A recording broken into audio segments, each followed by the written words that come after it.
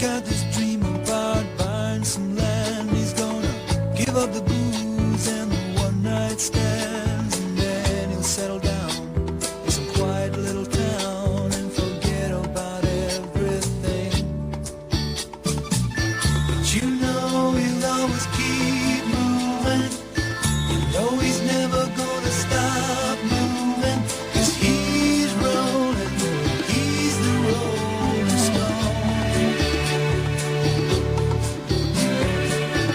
When you wake up, it's a new morning. The sun is shining, it's a new morning. You're going, You're listening to the best of Coast to Coast AM with Art Bell.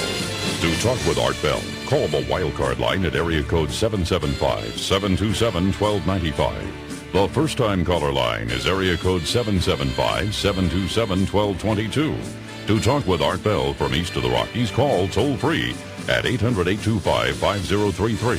From west of the Rockies, call Art at 800-618-8255.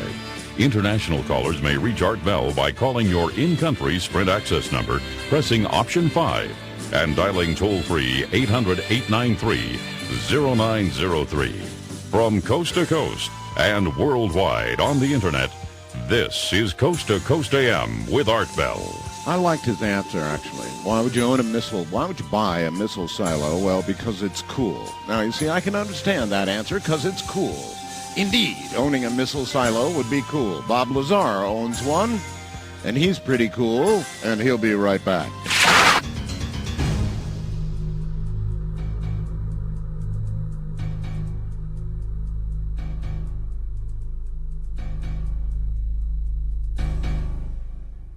Once again, Bob Lazar. Bob, you said you could describe some things that, what, you can't do, or you might Well, do, one thing I do have to correct is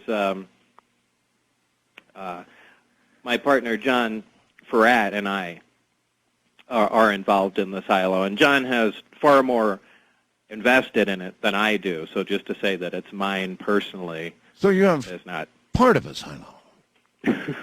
I guess in a respect. I mean, but did you? It had to be more. Well, maybe there didn't. I was going to actually put a rocket on my front lawn to impress my neighbors. I thought it'd be cool. I mean, if you're a neighbor and you see a rocket go up on a guy's lawn, huh? So, do you own a silo for the same reason? Well, you said it's cool.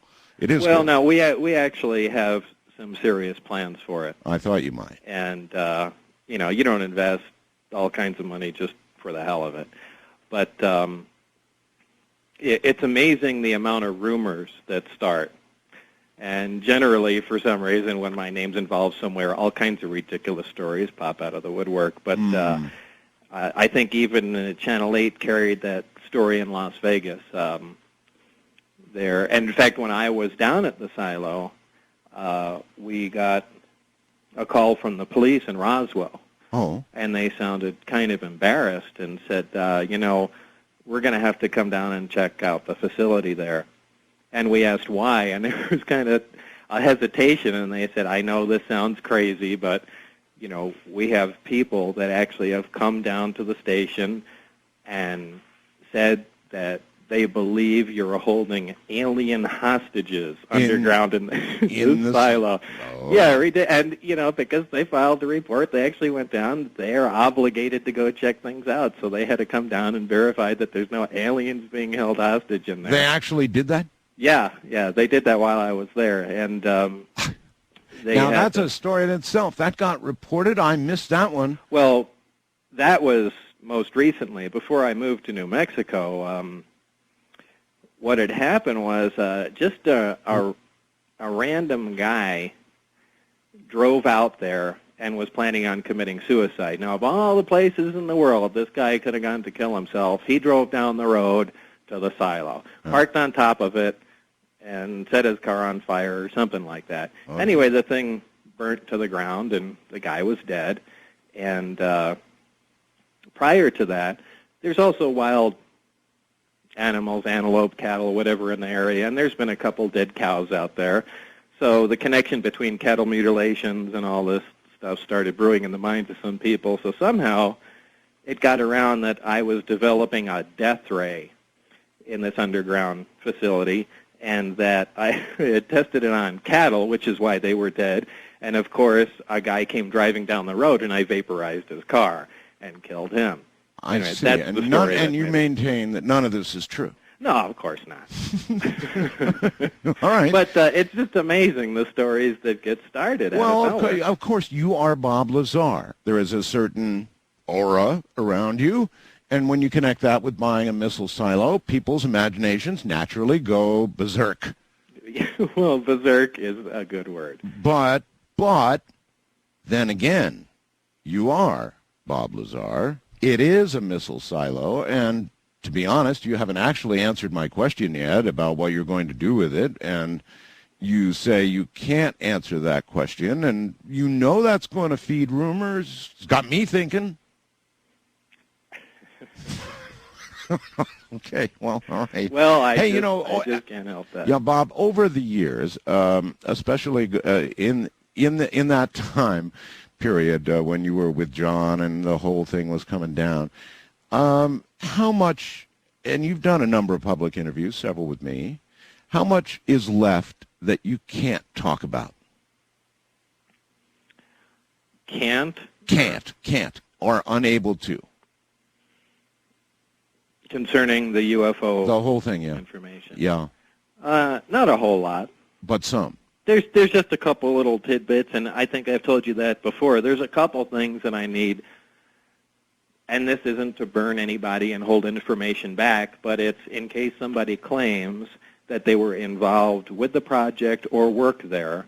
There are a couple things that only those people will know, and anytime that anybody brings those up when questioned by me, I'll know.